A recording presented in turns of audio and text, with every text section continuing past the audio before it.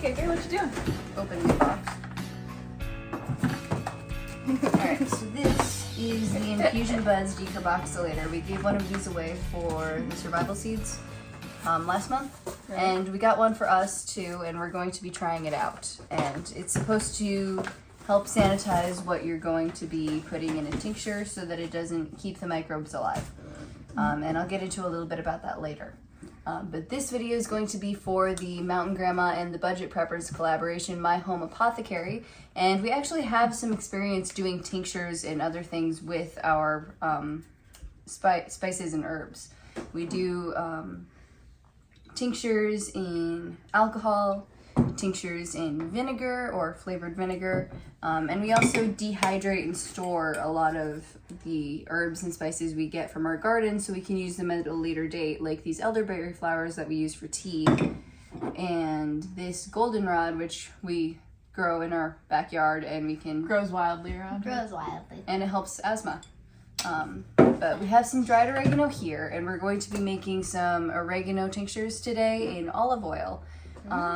So should be fun, but we're gonna go get some from the garden that's already dried out a little bit, and then we're gonna use the decarboxylator to help preserve it. We're also hoping to do a bit of an oil tincture with basil to just see how the flavored ones work out. That song you hear playing in the background, that's our original song titled Michigan Sands, and that'll be dropping on August 9th. So be sure to check our Spotify when that comes out, and you can also hear it on any streaming platforms.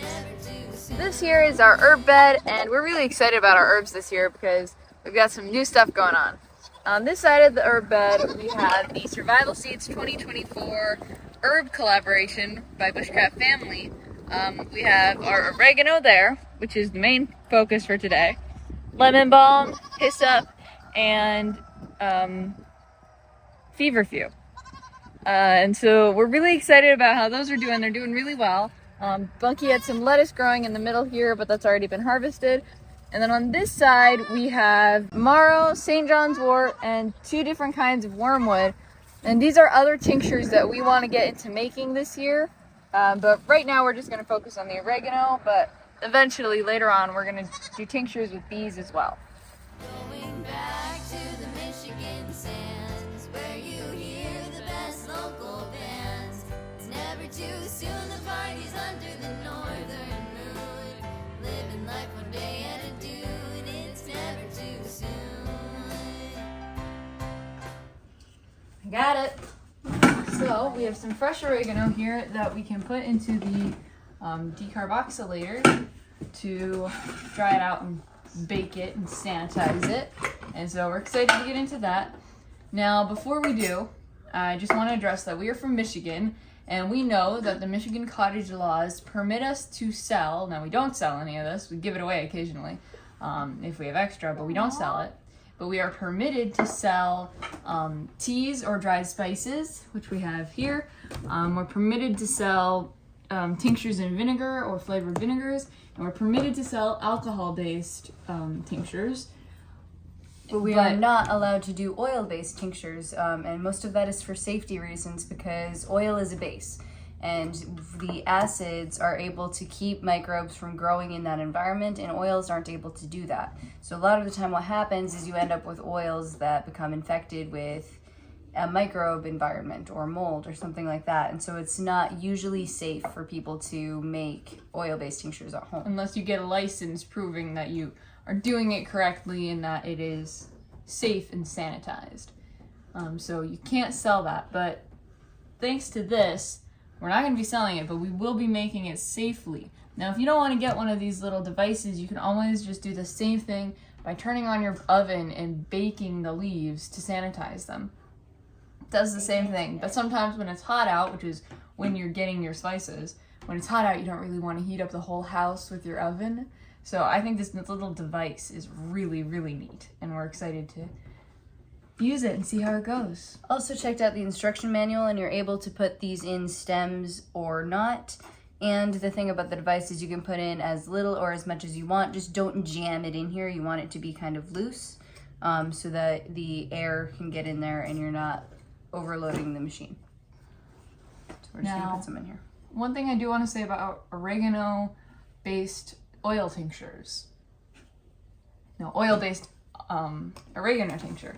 Is that our cousin actually uses them every day for her allergies and her sinuses. She puts them in a diffuser. She just puts drops of it in a diffuser. And she swears by it that it clears up her sinuses and that she's able to breathe better. And that's something we might actually end up trying when allergies are bad this year. Because these two get it bad. But we are not medical professionals. We're clearly not old enough to be doctors, any of us. So do your own research. We are also not sponsors of this device, but we think it's a cool device. And basically you're going to click the start button, and the default is 1 hour and 30 minutes. And the default setting is 250 degrees Fahrenheit.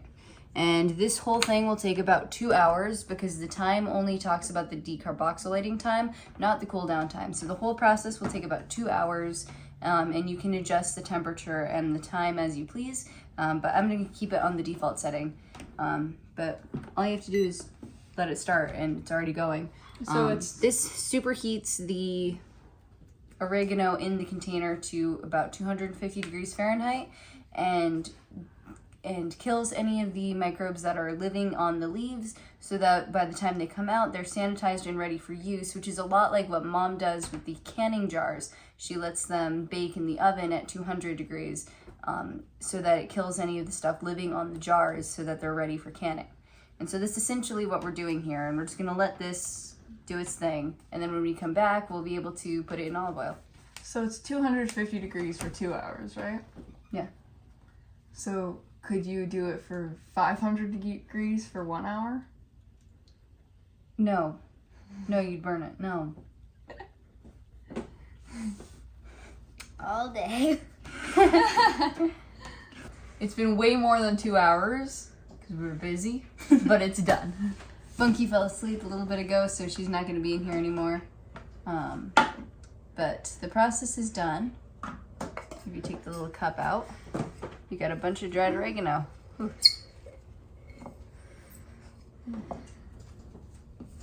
Oh. And this stuff has been baked and sterilized. So we're going to be making different bottles for an experiment. One of these is going to have the super baked oregano, and one is going to have the naturally dried oregano. And then I think we're going to do one with Keke's flowers. No. My graduation party was over the weekend, so we got these from Grandma, but they're not getting cooked. But they're going to stay there. They make such a pretty oil. No. So we're going to be experimenting on whether these super baked oregano leaves or the naturally dried oregano leaves last longer. So check back in like 6 months, maybe a year, to see how they're doing. These bottles have already been sterilized, so they're good to go. We just put them in the oven and heated them up as we usually do with canning jars. Oh, that's intense.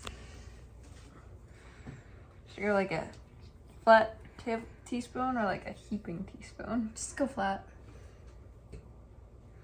It is intense. Cover the intensity. That is a strong scent. And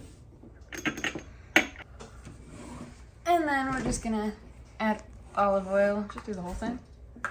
Yeah, why don't you try going into like here? I can do that.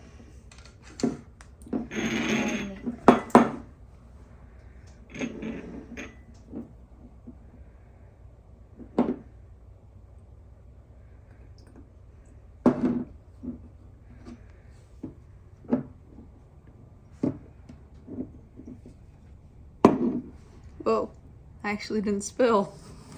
No way, no, do this one.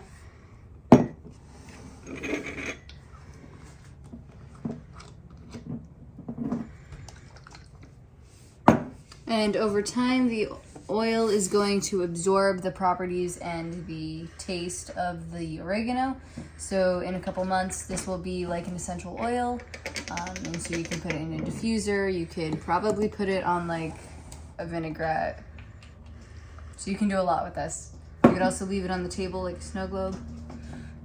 But we're going to check back in like 6 months and see how these do. But these are going to be really good for your sinuses. Oregano has some really useful properties as far as keeping your sinuses cleared goes. But definitely do your own research. We're not doctors and we haven't been approved by the FDA or anything. But these are just really good ways to also help preserve your spices, but also help them help you. So we recommend checking out the infusion buds and checking out what spices in your garden can do in a tincture, because it's just a really cool thing to go down a rabbit hole with. There's so much you can learn. It's like a lava lamp. So slow. I lost so much time at night staring at our lava lamp.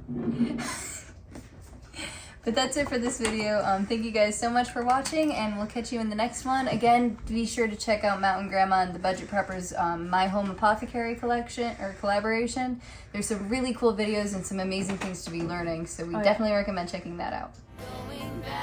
Hi, I'm Trey, and we have live music every Monday night at 9 p.m. Eastern Time. And if you like our music, you can also check out our music channel, which is Vineyard Chicks instead of Vineyard Chicks Homestead, and I would love to see you there.